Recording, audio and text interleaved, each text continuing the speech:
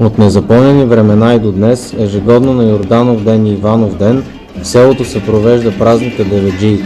Традицията съчетава елементи от християнството, езическите вярвания и популярните в Западна Европа карнавали.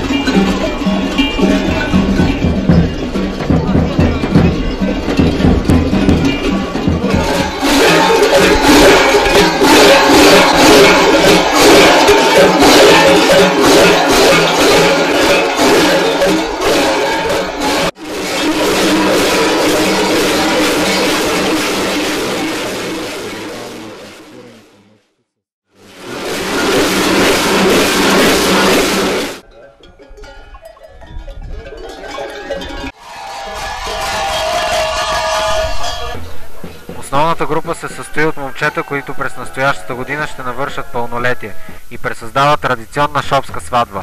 Облечени са в традиционна шопска носия, като един от тях е пременен и нагласен като булка.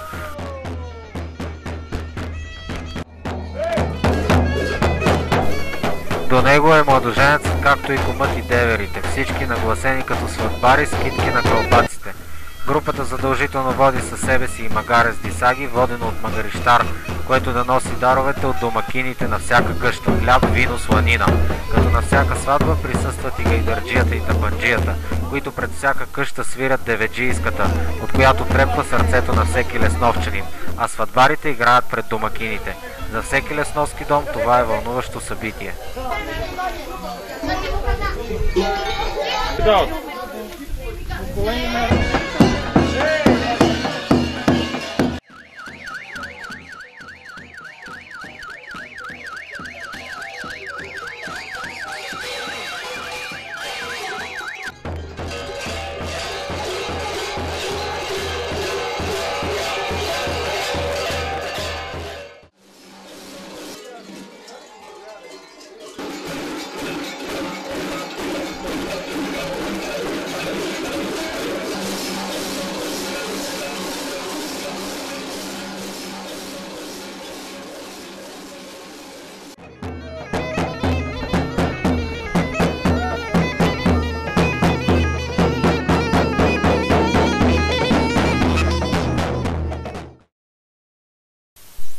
В първия ден на празника основната група, придружавана от маскираните мечки с звънци, обикаля долната махала на селото.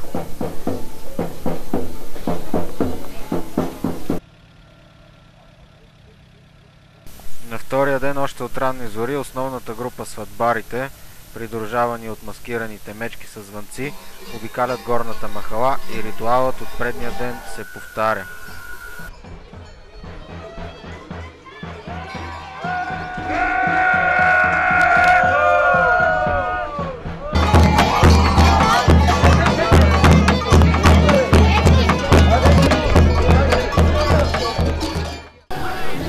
Цялото село излиза на площада, където се извиват кръчни хора и ръченици, в които участват и малки и големи. Празникът се превръща в своеобразен карнавал, на който могат да се видят от към веселата страна различни злободневни проблеми от социалния и обществен живот.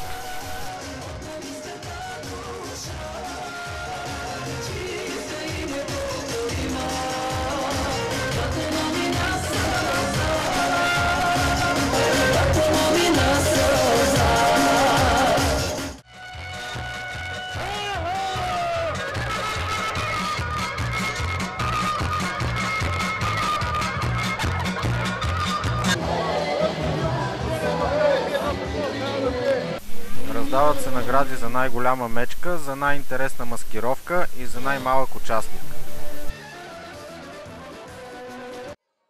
Задължително на празника присъстват и маскираните като Камила и Камилар, оттам идва и наименованието на празника Деведжий Камилари.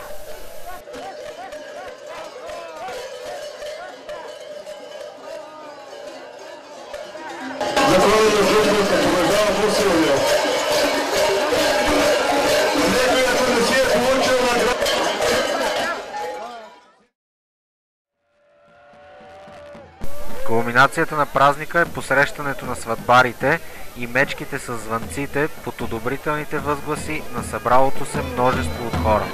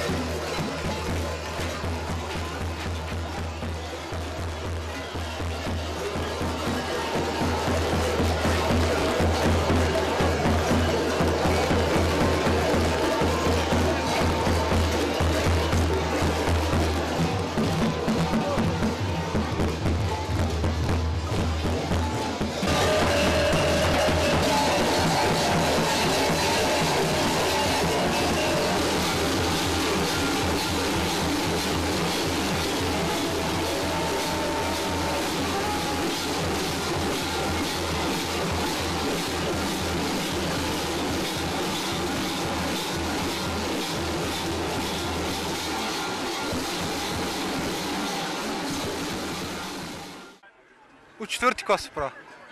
Да. Сега сте? Сега съм на 24.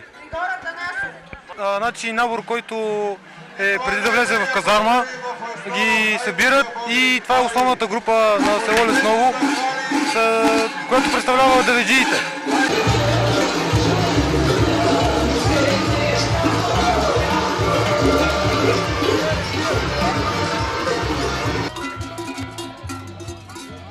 Празникът деведжии завършва. Злото е прогонено, остава надеждата за по-добра и плодородна година, за повече здраве и берекет.